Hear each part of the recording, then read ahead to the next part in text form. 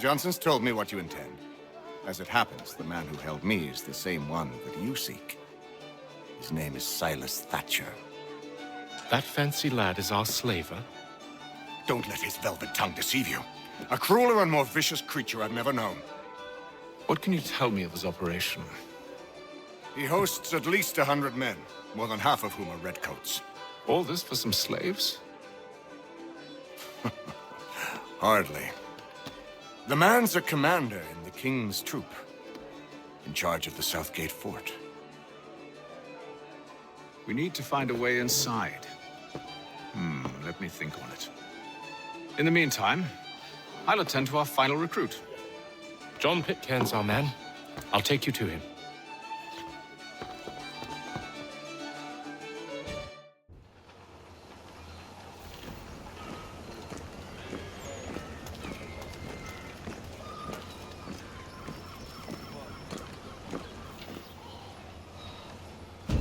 State your business. New recruit. More kindling for the pyre, eh? Well, go on then.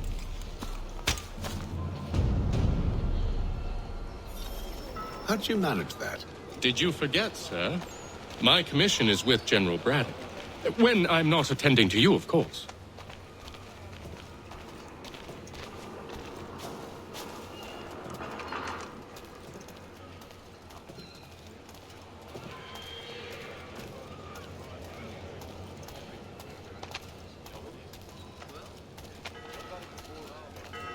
Pitcairn, you fool! Your acts are treacherous. Give me one good reason. I shouldn't kill you right now. Were you planning to announce yourself, or did you hope my men wouldn't notice your arrival? If you'll allow me to explain. Ho ho! By all means. I should like very much to hear this. I have not deserted, sir. I am here under Commander Amherst's orders. Show me a letter bearing his seal, and you might be spared the gallows. I have no such thing. The nature of my work, sir, It's the sort of thing best not put to paper. Haytham. General Braddock? I suppose I shouldn't be surprised. Wolves often travel in packs. Master Pitcairn won't be here for but a few weeks. I shall return him to his proper post once our work is finished. The devil's work, no doubt. It's bad enough my superiors have insisted I grant you use of Charles. But they said nothing about this traitor. You'll not have him. Edward, listen to reason. We're done here. See these gentlemen out.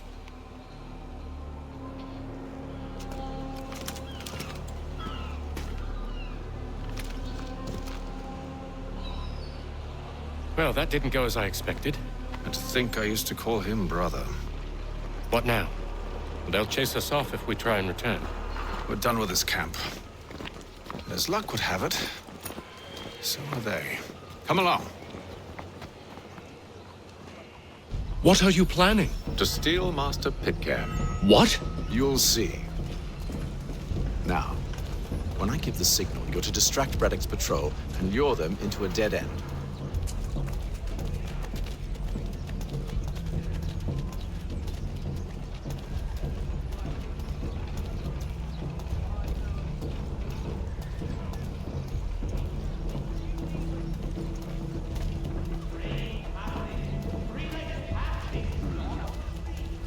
Where shall we head next? Perhaps down Marlborough. No. Its residents are too... What of Lynn or Ship Street? Yes. Those fresh arrived are often soon in dire straits. They're more likely to seize upon an opportunity to fatten their purses and feed their young. Crown forces are obliged to surrender. The Duke of Newcastle promotes Major General Edward Braddock to lead a counter-strike. The Boston Gazette humbly proposes...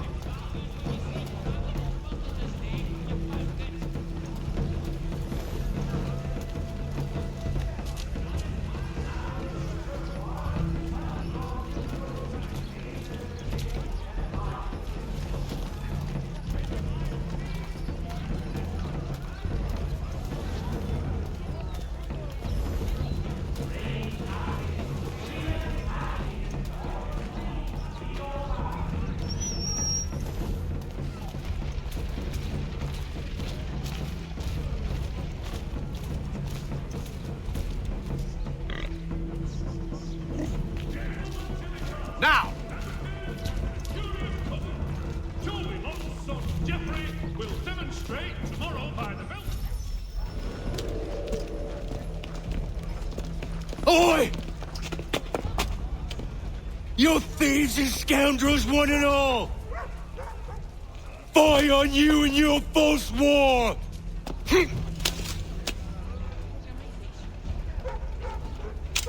After him!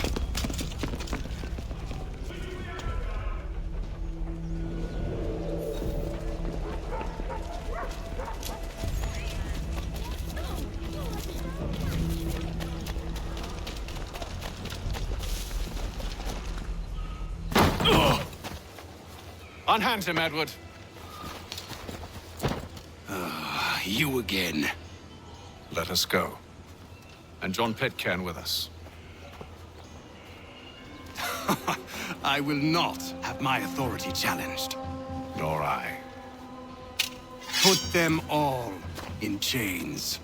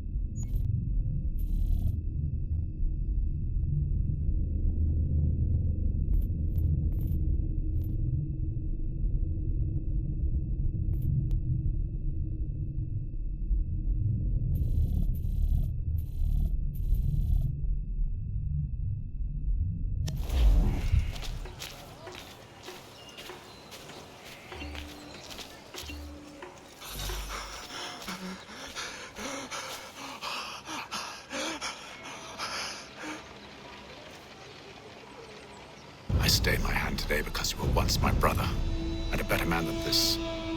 Or should our paths ever cross again, all debts will be forgotten. You're free now, John. Traitor! Go on then! Join them on their fool's errand! And when you find yourself lying I assume broken you've good and reason for dying causing all at this the bottom of madness. some dark What is it you require of me? I'll explain everything on the way. today are the last.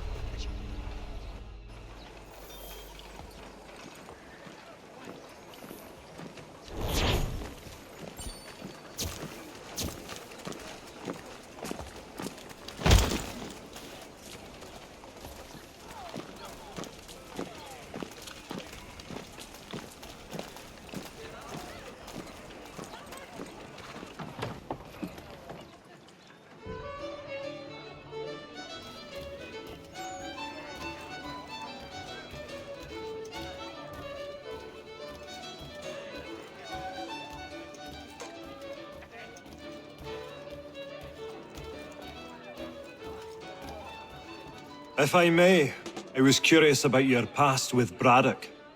You two clearly have a history. Edward was one of us upon a time, and I considered him a close friend. He was brave and bold in ways few men are.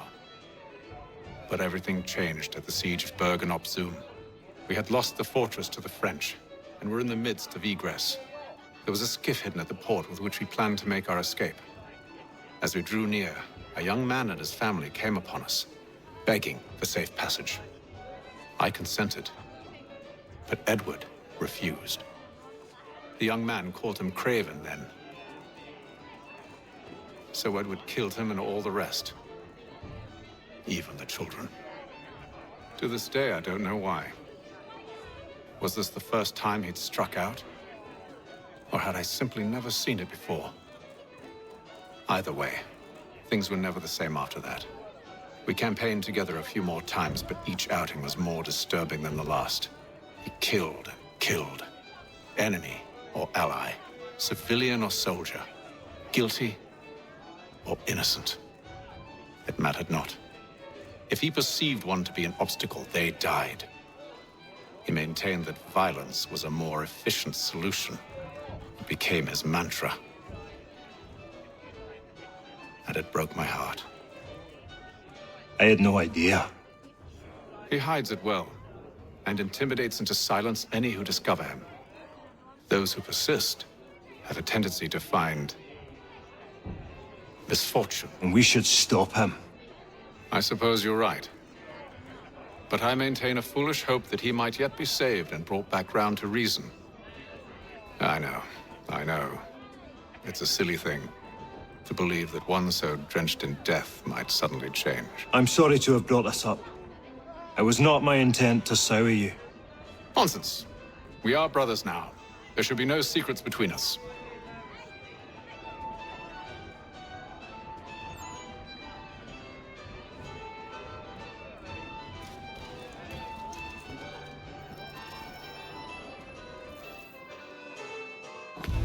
Gentlemen, I believe I found the solution to our problem. Or rather, Odysseus has. How do you? Are you a new guy? The Greek hero, you lobcock. Allow me to explain. We enter Silas' fort under the pretext of kinship. Once inside, we spring our trap, free the captives, and kill the slaver. Dodgy, dodgy. I like it. Then, let us begin. First, we need to find ourselves a convoy.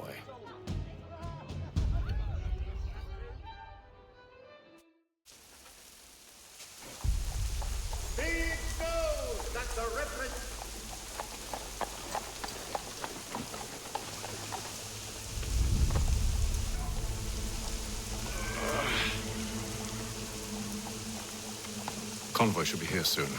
We'll attack on my signal. Understood, sir. If we time this right, we can catch them all unawares. Has your pippin thrown a shoe? Need your package up.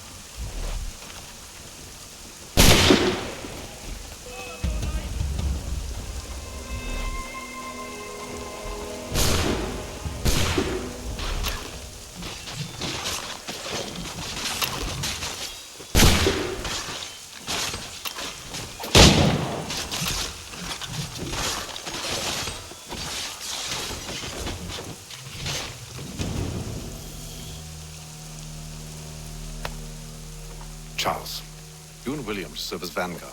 Let no man reach us. What about me? You and John will follow from a distance and keep watch over us.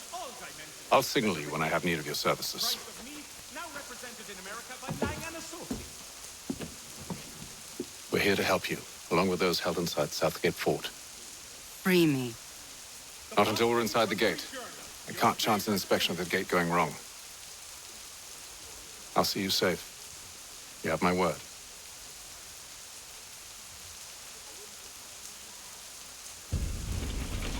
Do you know anything of Silas' operation? How many men we might expect? The nature of their defenses? You must be rather important to him if you were given your own escort. Sir, we've enemies ahead. Shall I engage them? No. Let Jonathan and Thomas take care of it. As you wish. I wish you'd trust us. Though I suppose it's only natural for you to be wary. So be it.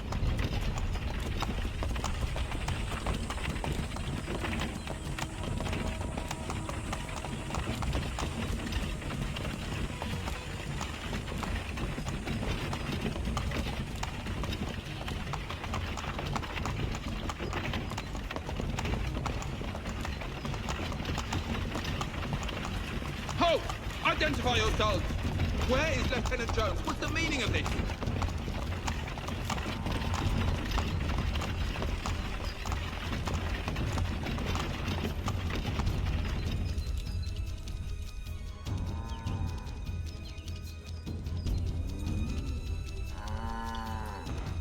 Engage the enemy!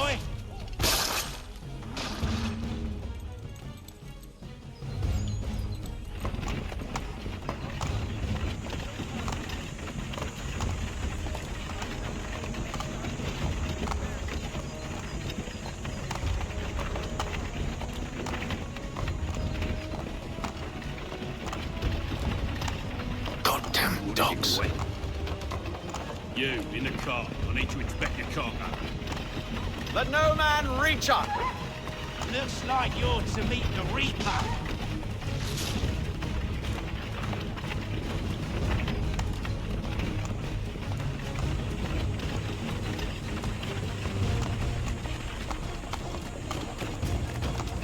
Aha! Bringing fresh meat, On your guard, men. Come here. I want to take a look. Of course. Only say the word, and I'll cut them down. One moment there. Are you new? Who's your officer?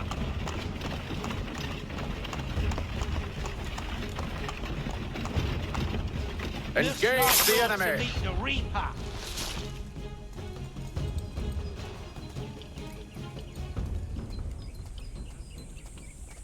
All clear!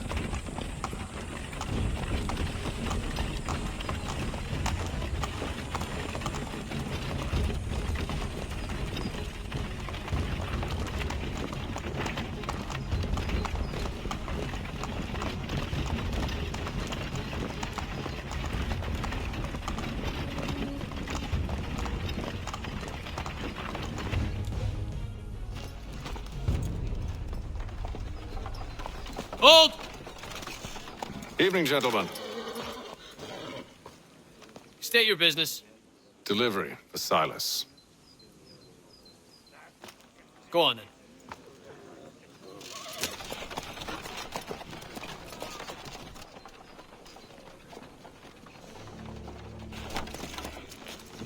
See? I'm freeing you just as I said I would. Now, if you'll allow me to explain. Let her go. But she'll give us away. No, she won't. What's the plan? Free the captives and avoid detection. What of Silas? He dies. Know when you're ready to strike.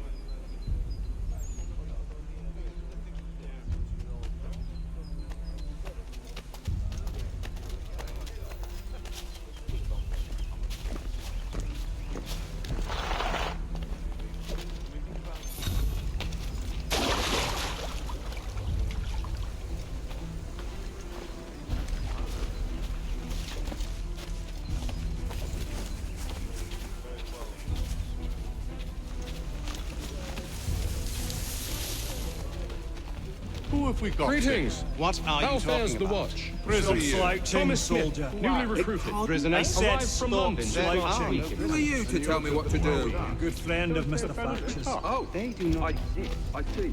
Understood. My apologies.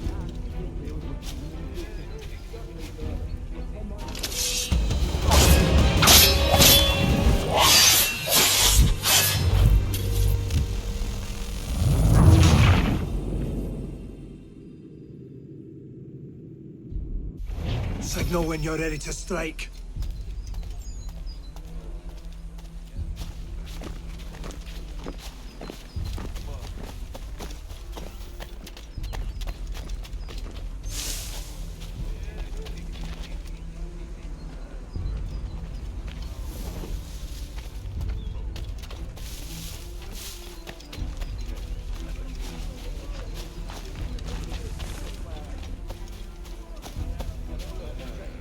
Greetings.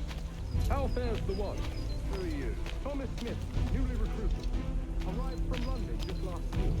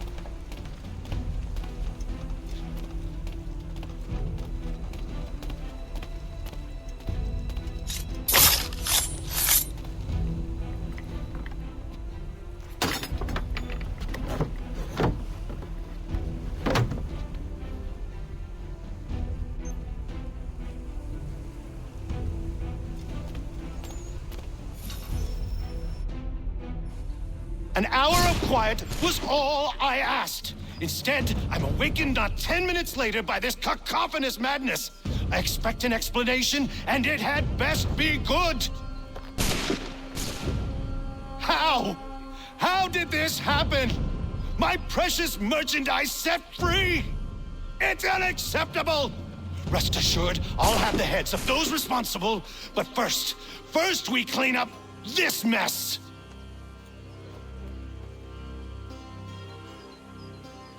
Seal the fort, kill any who try to escape. I don't care if they be one of us or one of them. To approach the gate is to be made a corpse. Am I understood?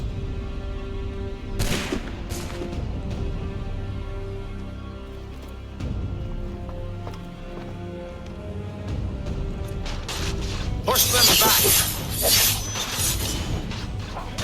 Go on! We'll hold back the guards. No mercy!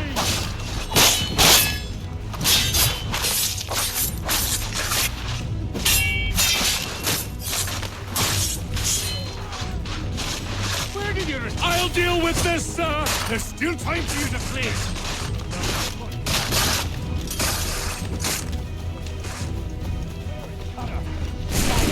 Find him now! No man passes through the gates!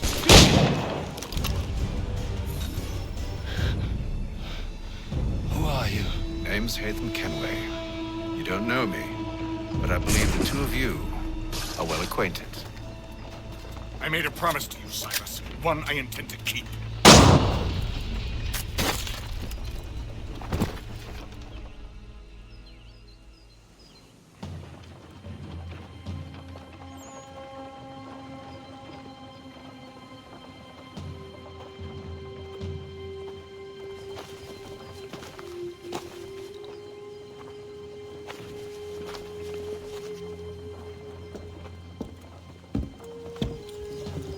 What happens now?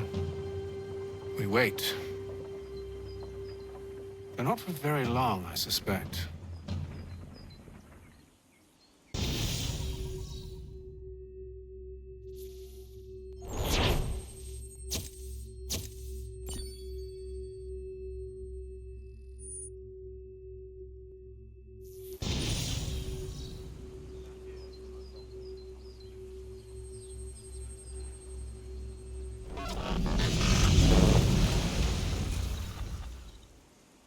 It's been several weeks now since we freed the Mohawk prisoners from captivity.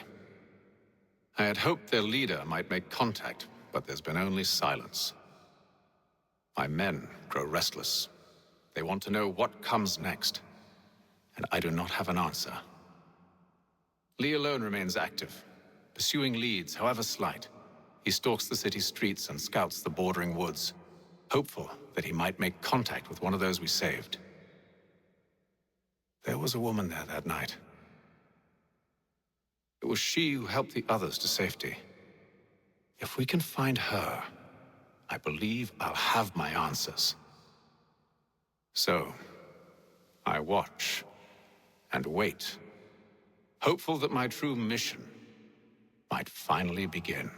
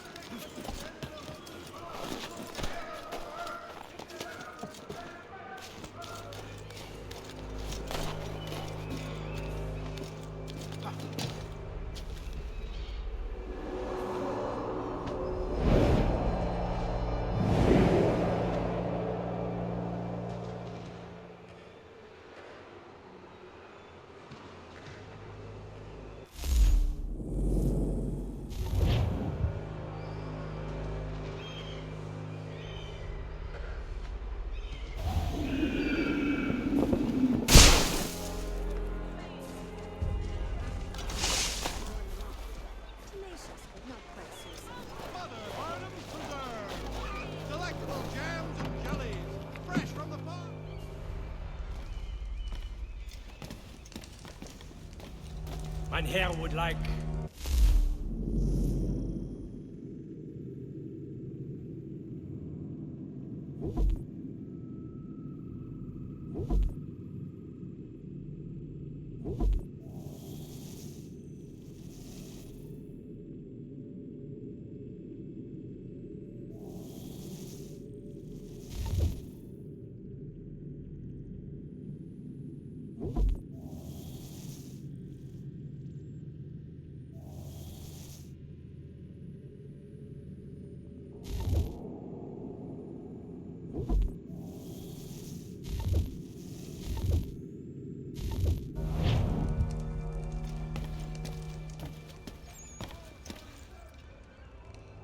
Hello again. More almanac pages? Not quite. It's a treatise, actually. Oh? Concerning what? The benefits of taking an older woman as a lover. Really? This I'd like to hear. First and most obvious, they're wiser. And so this makes for far more stimulating conversation. Makes other things more stimulating as well, but more on that in a moment. All right. Your argument for experience makes some sense. Second, when beauty fades, women must improve their utility, lest they be discarded and forgotten. Rare is an old woman who is not also kind, compassionate, and good. That's something of a generalization. But also true. Now, on to the third. Older women cannot conceive, which means one less thing over which to fret. In fact, you also decrease the chance of acquiring something like the French pox, its presence clearly visible, or the woman dead. And should one desire a child?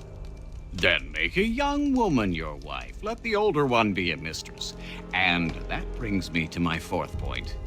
With age comes prudence. An older woman is less likely to reveal your indiscretions. Yes. I suppose you know quite a bit about that. And proud of it, thank you. As to the fifth reason, because in every animal that walks upright, the deficiency of the fluids that fill the muscles appears first in the highest part. The face first grows lank and wrinkled, then the neck, then the breast and arms. The lower parts continuing to the last as plump as ever, so that covering all above with a basket, and regarding only what is below the girdle, it is impossible of two women to know an old from a young one. And as in the dark all cats are gray, the pleasure of corporal enjoyment with an old woman is at least equal and frequently superior, every knack being by practice capable of improvement. You mad bastard. Well, it's true, and believe me, I should know. I've sampled a great many. You should try one as well. Like a fine wine, they only improve with age.